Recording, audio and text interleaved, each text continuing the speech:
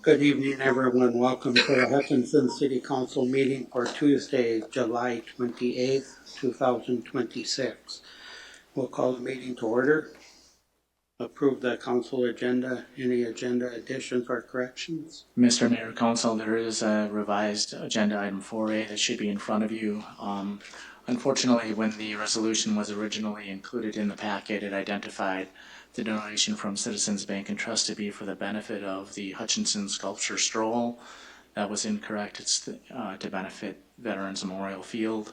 So the corrected resolution is before you, and I'd ask that you include that with your motion to approve the agenda. Motion to approve with the addition. I'll second. Motion by Tim, second by Chad to approve the agenda with the addition. Any other discussion? All in favor say aye. Aye.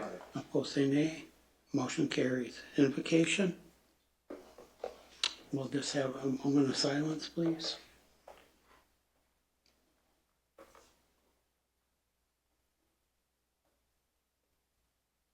Next is Pledge of Allegiance.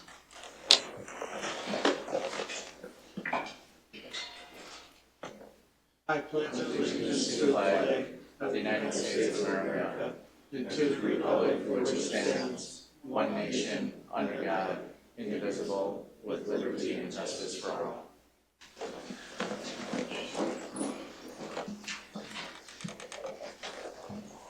Recognitions of gifts, donations, and community service to the city. We do have a resolution underneath there. That's resolution number 15055. I'm sorry. It's 16055. Resolution accepting $25,000 donation from the Citizens Bank and Trust Company for the Veterans Memorial Park improvements. Motion to accept 16055. Second. Motion by Pat, second by Tim to approve that donation. Any other discussion? All in favor say aye. Aye. Will say nay. Motion carries. Citizens addressing the council, just please come forward, state your name and address for the record.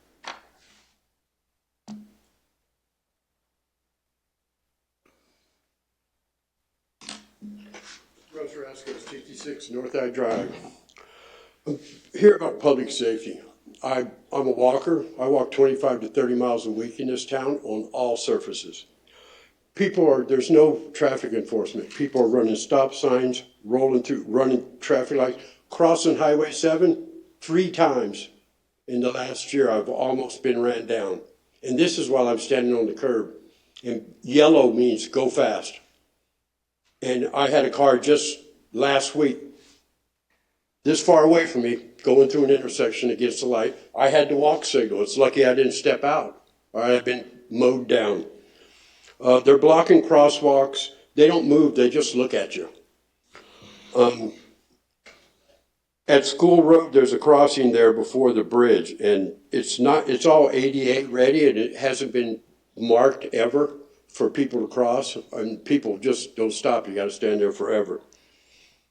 Kind of one of the big lies that gets told about crosswalks is that you have to be in a crosswalk for people to stop. No. Minnesota State Statute 169.21 says all intersections, whether marked or unmarked, are crossing intersections and vehicles must yield. They also have something in there that says don't step out in front of a moving car when it's close. I guess they got to have that. That's about it for that. These electric vehicles, you probably got all this. The 2-wheel fat tires, 60 to 90 pounds. The 3-wheel ones that have been popping up around town this year, 70 to 150 pounds. The larger ones can get up to 180 pounds, doing Main Street speeds on paths and sidewalks. Now, the older sidewalks in this town, there's barely enough room for 2 people to pass on them. And you got these bikes. And I watched a gal just the other day, the little bit of an incline on the sidewalk, and she was pedaling. The bike was so heavy, she could hardly keep it upright. She was trying to pedal it.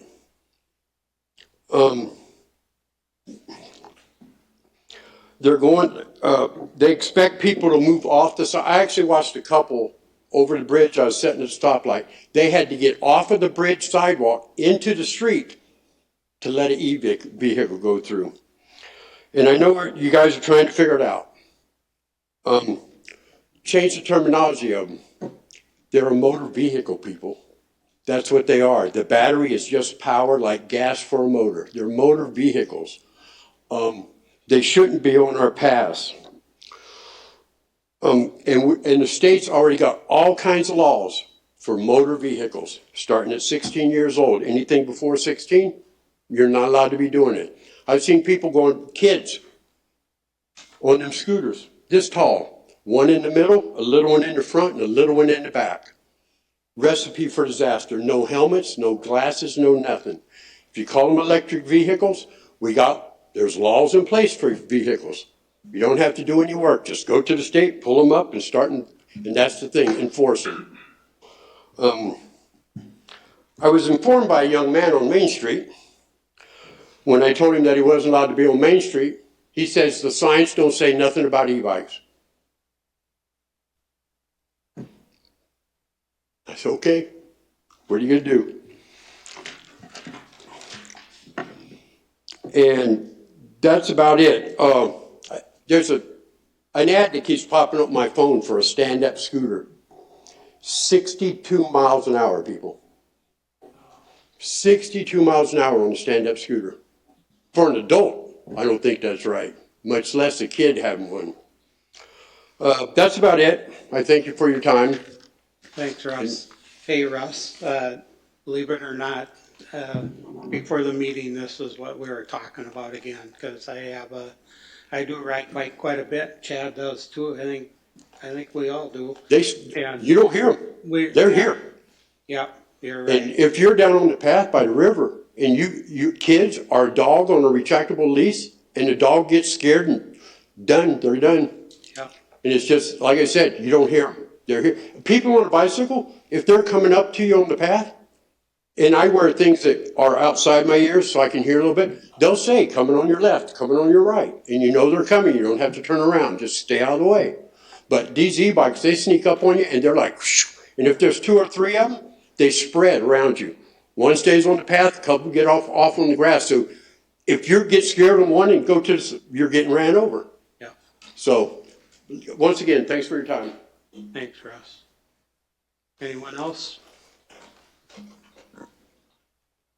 All right, moving on. We have approval of minutes. We have the council workshop of July 14th, 2026, and the regular meeting minutes of July 14th, 2026.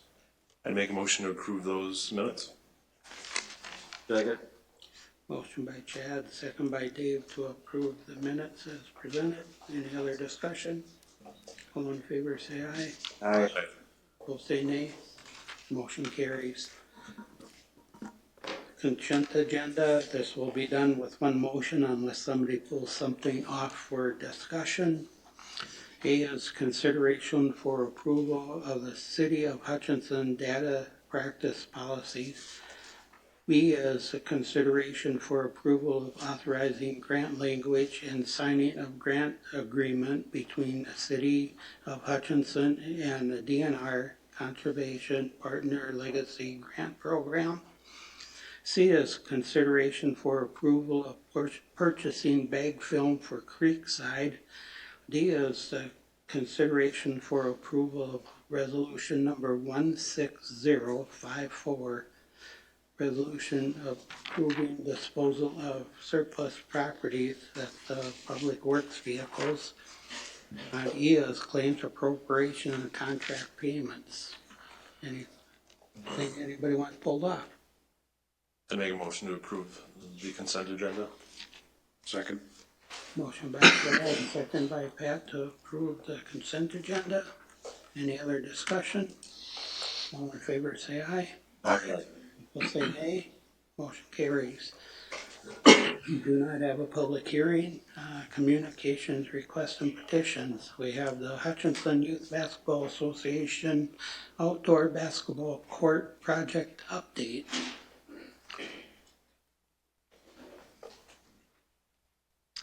Good evening, Mayor and City Council members. Included in your packet this evening was a memo that I prepared, and I'll let representatives from HYBA speak on behalf of it. But in the memo, it included some background information about the project, some preliminary design and estimate costs from Larson Engineering, and then some additional information about the project. But at this time, I would invite Tony Cadlick up from Hutchinson Youth Area Basketball Association to talk about the project.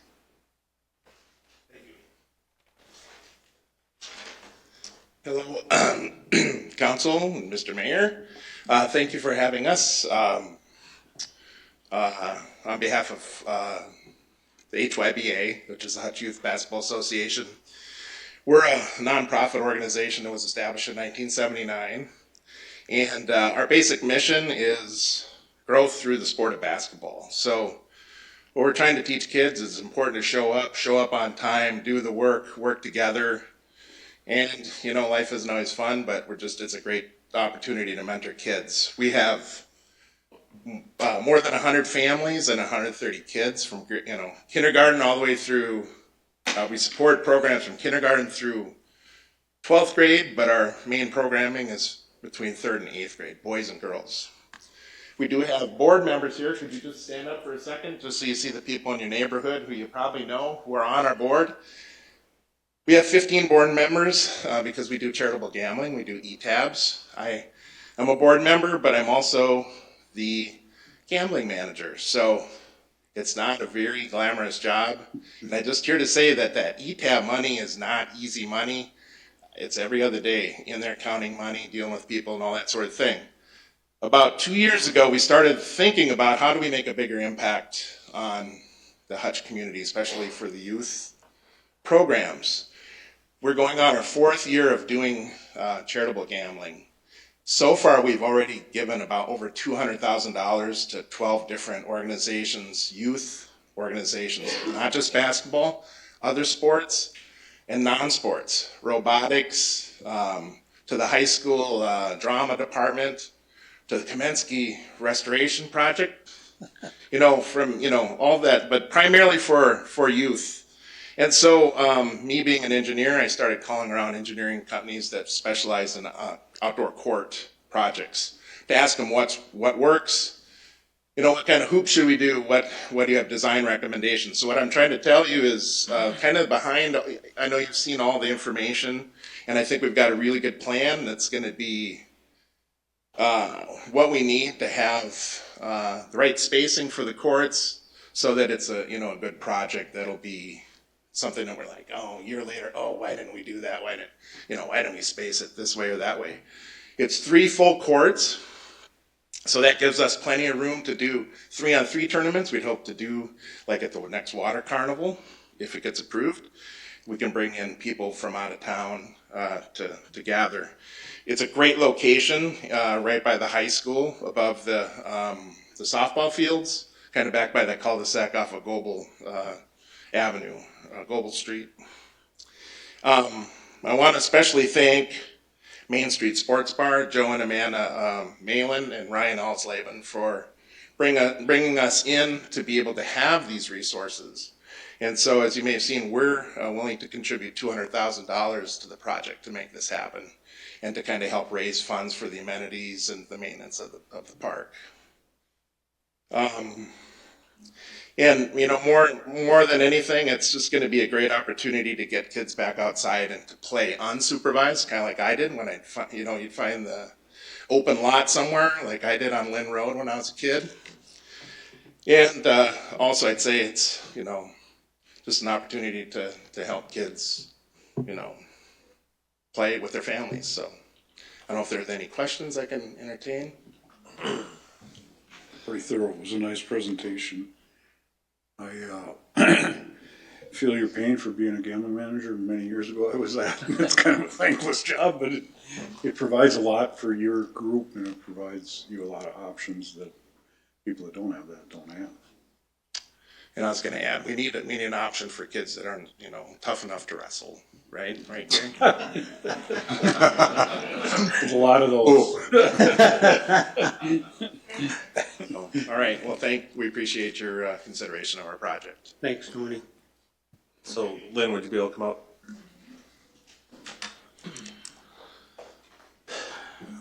So it's my understanding that there's enough money in the Parkland Dedication Fund, correct, to cover like what their city's cut would be on this project? Yes, currently there is enough money in the Parkland Dedication Fund to cover what would be the gap from the engineer's estimate with their donations.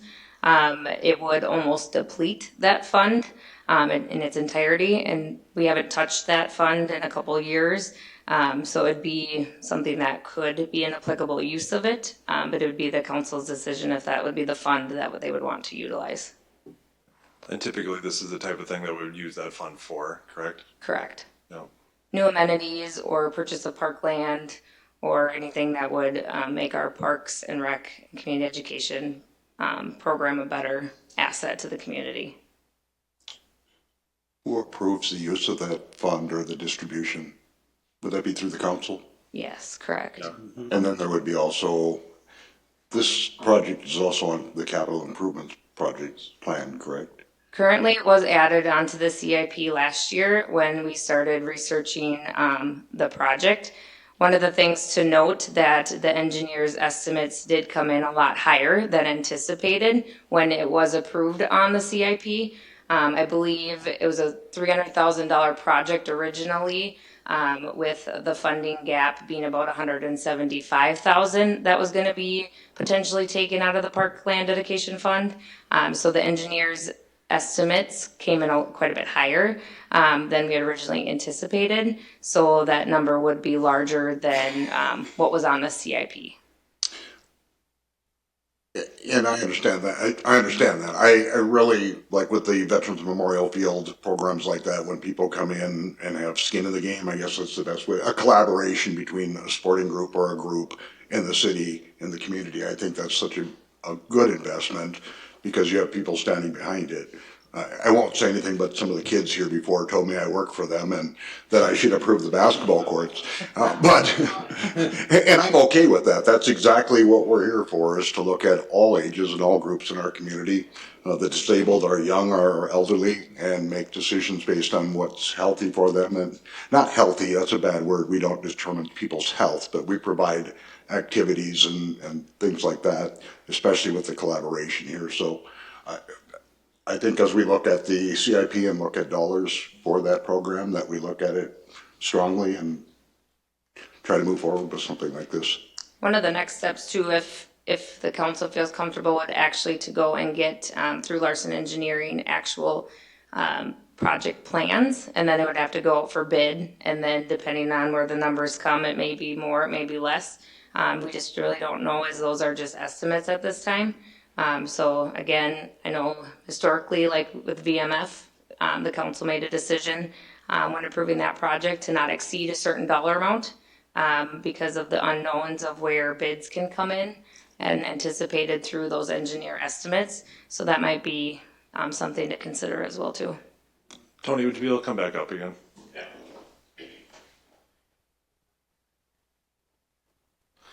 So since you guys seem to have a pretty reliable funding source, would HYBA, like if the council said we're in for this much money from our Parkland Dedication Fund, that HYBA would cover any overages, like if the project came in higher? I think we could consider that. I can't, of course, speak for the organization. Yeah. What I forgot to mention is that I contacted about a dozen of these companies. Sure. And I can certainly, give them the heads up about this bid so we get a real competitive situation, but it could come in under bid too. Sure. From that standpoint as well. Yeah. We do hope to have some future revenue generating activities that are associated with the thing too. So yeah, I think we could discuss that. Yeah. Okay. Yeah. So then, Lynn, how much direction are you looking for tonight? I think the biggest thing is if we should pursue moving forward and getting actual construction documents to put it out for bid from the council. That would be really the next step. I know we're going into CIP planning. This was identified for this year, but with it being over, it's kind of the council's decision of how to move forward. But that would be really the next step with your guys' approval. Mark, do we need a motion to proceed with that or not? Actually, you can't entertain a motion tonight because it was Because it's just on for communication. Yeah. So if you want the council to take action on any proposed further steps, that'd have to be at a next council meeting. Okay, Next meeting. I would like to see it on the next meeting. we can get it on the agenda for that. And then Tony, maybe in the meantime, you could talk to your board and see what appetite you have for covering an overage. I think there's restrictions, isn't there, Tony, on how much you can give to a certain entity during the year? Or how much you can spend, actually? There used to be. Well, I think they do away with these are that. from our retained earnings, so they wouldn't be coming directly out of our account. Okay. Chad, just a quick, you're on the Parks and Rec You bet. board, and I'm assuming because you're speaking strongly for this, that They were all in this. favor of the project. I Okay. think it's great. They love the collaboration, and they like how much the BMF thing went well. And they see this as right in what the Parks Board wants to do. Thank you. And they presented, and that's vetted through there, and that's why it's in your hands tonight. Yep. Well, I get all the information you can and get back to us, Tony, you too. And see what amount that you think you could come up with, and that'd be a little easier for us to make a decision. And we can put it on the next agenda for approval for next steps. Yes. Any other questions? Thank you. Yes, thank you. We don't have any unfinished business under new business. Funding request from the Hutchinson Center for the Arts.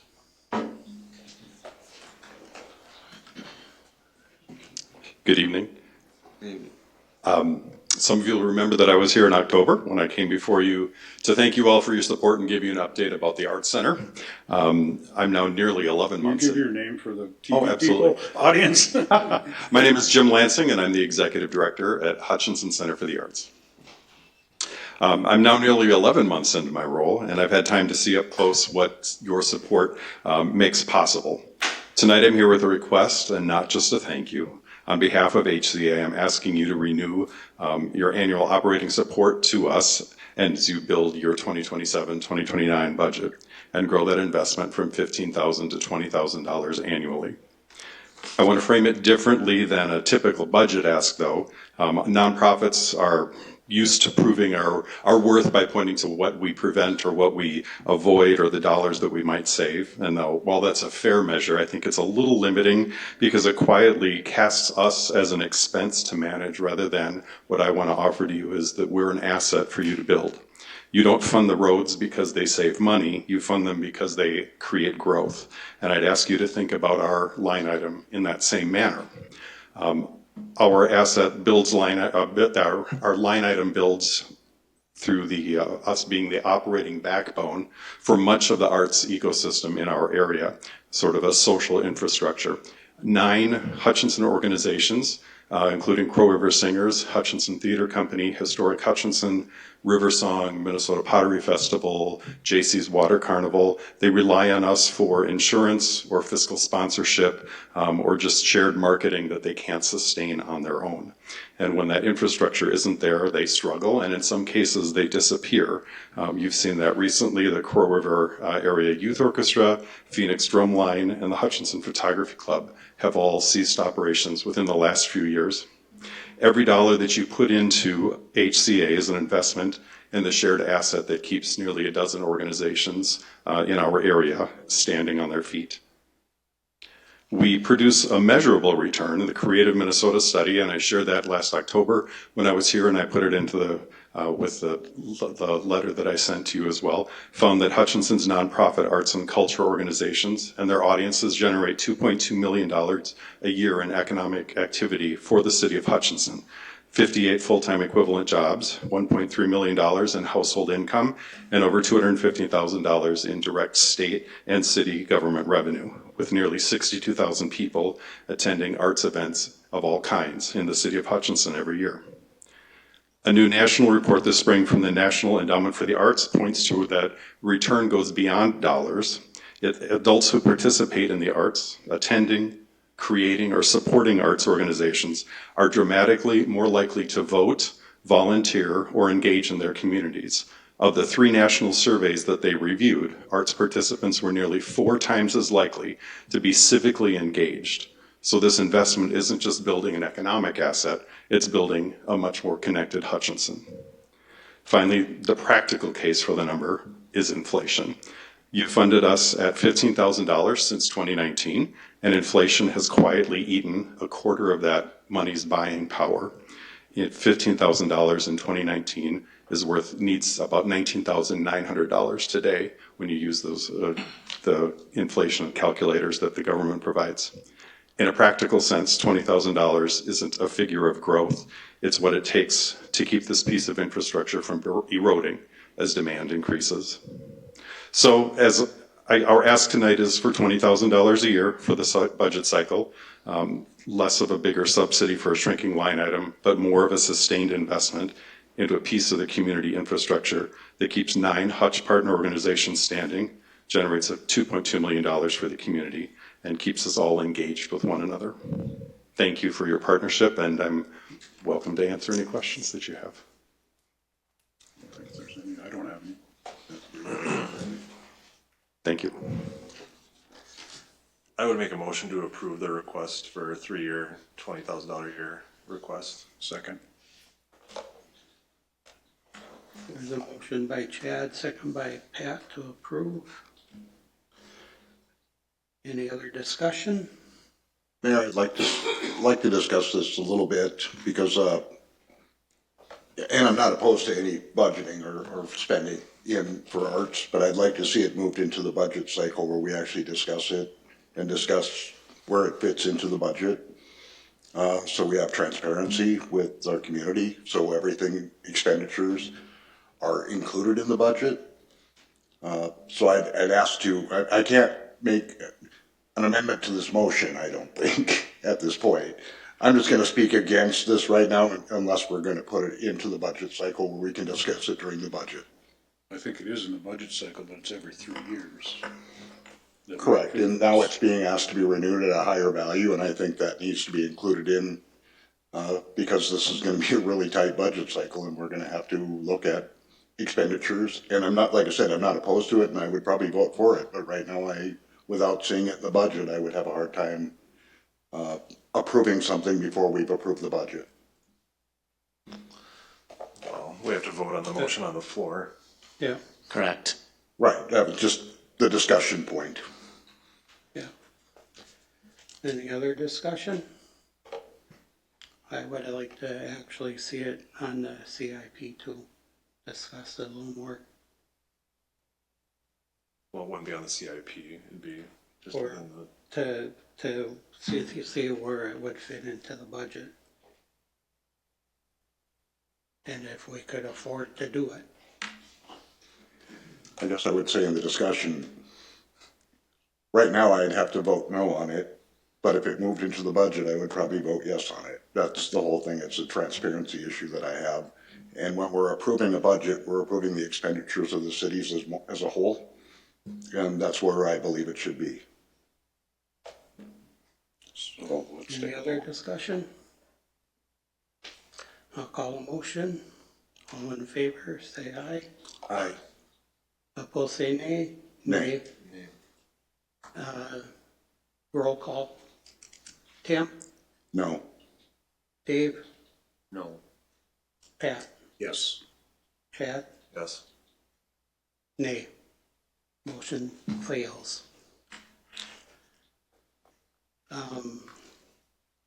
Could we? So basically the takeaway is going to be, you're going to be considering the request as part of the budget as it moves into September, right? Correct. Okay. Yes. And so they're going to find out whether the request has been approved basically when the budget is considered and voted on. Is that what I'm hearing? Yes, that's what I'm saying. I don't speak for the rest of the council.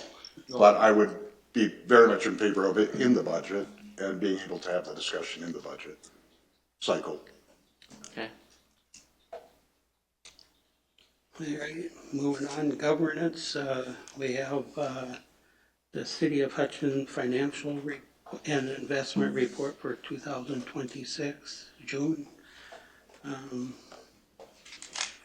Chief Gifferson, you got anything for us? No, nothing else. Lynn, you have anything else for us? Nothing this evening. Mark, do you got anything else for us? I don't have anything on the legal side, but I did have a note here from Mike Stifter concerning what's going on with streets in town. So he sent me a little note to pass on to you.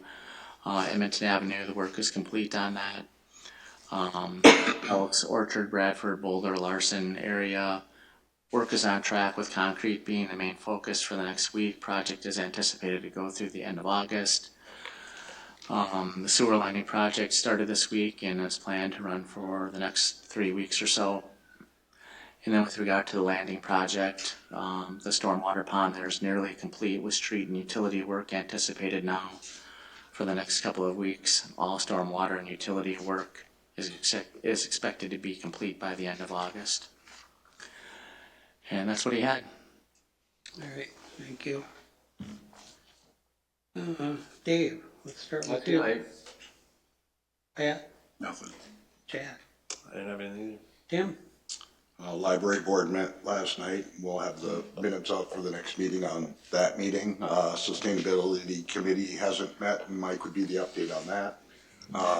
Start looking at the emerald ash borer situation for those residents who have ash trees. In fact, I found one in my yard. So we'll see where that goes, but that's it for tonight. Thank you. All right. I had a HRA meeting, not much going on there, just little info from houses for sale in Hutchinson. We had, and this would be May of 2026, we had 22 new listings and we had 27 sales that were closed. So house inventory, we have a few of them opened up, but still moving right along with the house sales. Airport, we had some discussion on fuel improvements out there. We do sell Jet A and 110 fuel for planes, so just talking about the new filling station for that.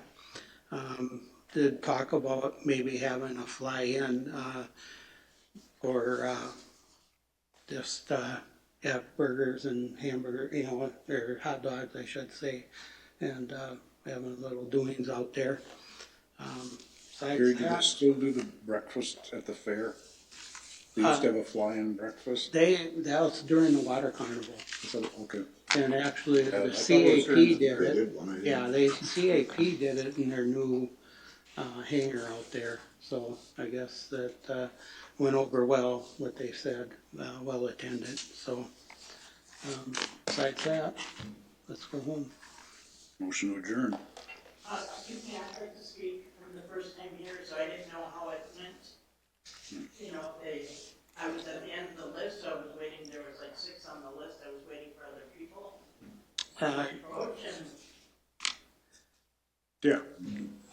What do you guys feel? Well, I mean, this is, how's a newbie supposed to know how it works if, I asked you, you said sign up, and I was on the end of the list, and I thought, well, it was appropriate to wait to talk to them at the end of the list. Well, actually, the meeting's over, so we haven't, I'd rather have you come back. Yeah, you can bet your darn tooth, I'll come back. Did you vote on it or not? no, we haven't voted on it to adjourn yet. So, The motion's been made. right, so you can obviously vote the motion down if that's what you want, whatever. I would like to vote the motion down and let her. Call a motion, Yep. all in Hold on. favor? Hold on, let's go back. Because let's just start from, make sure we follow procedure here. So there's a motion on the floor for adjournment, Correct. but that can be pulled back. It Or can- do we have to vote no to not adjourn? Nope, it has to be voted on. Obviously, the motion can be, Because adjournment's is only needed as a motion. So we can vote against that and then we can allow her to speak. correct. And she was on the agenda, No. No. but she was signed up to speak. She was on the list. yes. Okay, then, okay. So you would make a motion, correct? No, we have to vote. Motion- this the Okay, motion's already been well, made. okay, we'll vote. Call the vote. Call the motion to adjourn. All in favor, say aye. Opposed, say nay. Nay. Ma'am, you can approach. I appreciate that.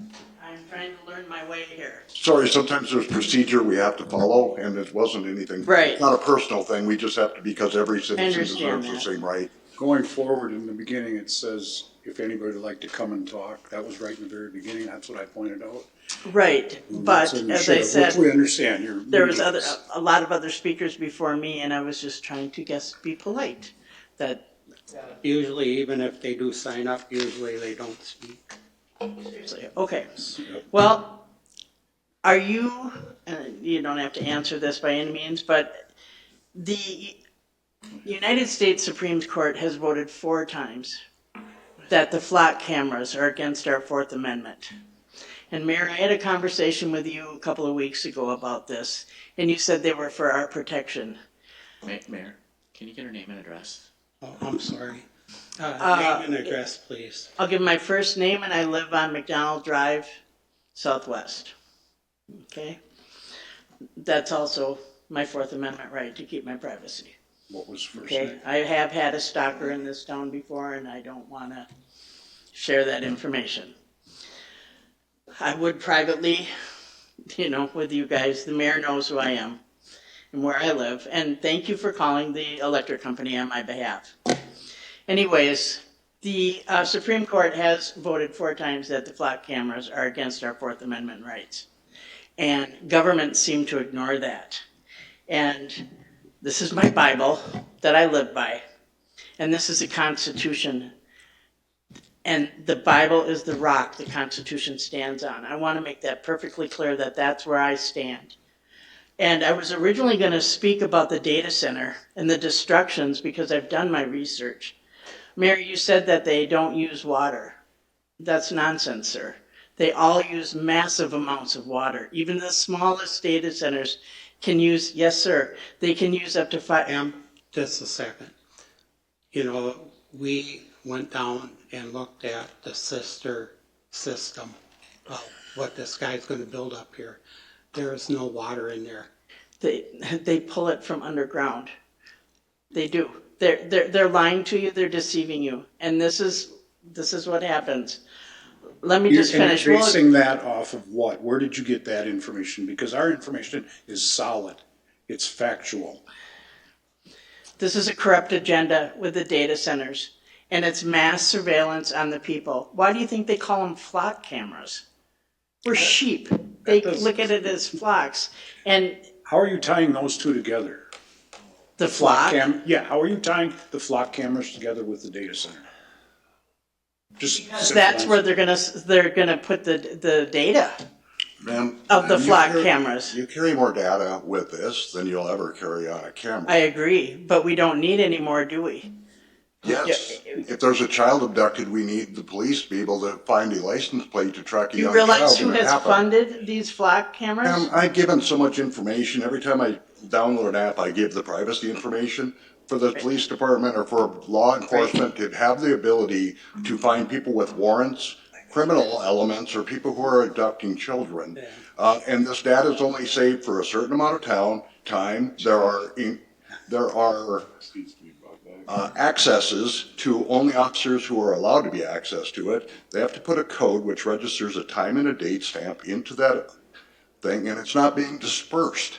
Now, I can understand this, but we've had these rumors and all these things running around town. Well, it's with not- this is going to be this, and this is going to be this, and we have the facts.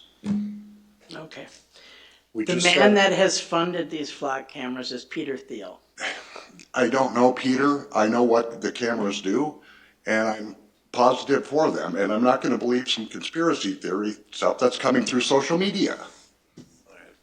This is not a conspiracy This theory. has He really was, gone sideways. this is, can I just finish my speech and then Yes. I'll be done with Let's this? get out of here. Like I said, I was originally gonna speak about data centers. I will be doing that on August 11th on my research.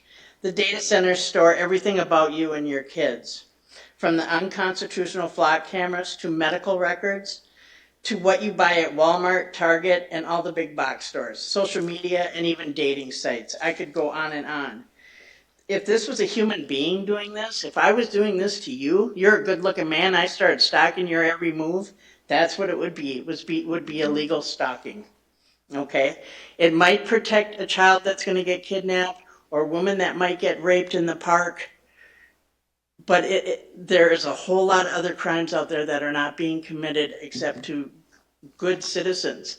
And I've had people say to me, so what, if you're not doing anything wrong, you shouldn't care about flock cameras. Well, then that's kind of like saying, don't worry about your freedom of speech. You don't have anything to say. You know, it doesn't make sense. We have to protect what's in the Constitution. And this administration, not you, the Trump and the Biden administration do not respect the Constitution, and you all have to know that. If you keep up on current dates. So let me please go on here. Ma'am, we usually give 5 minutes and your 5 minutes is up.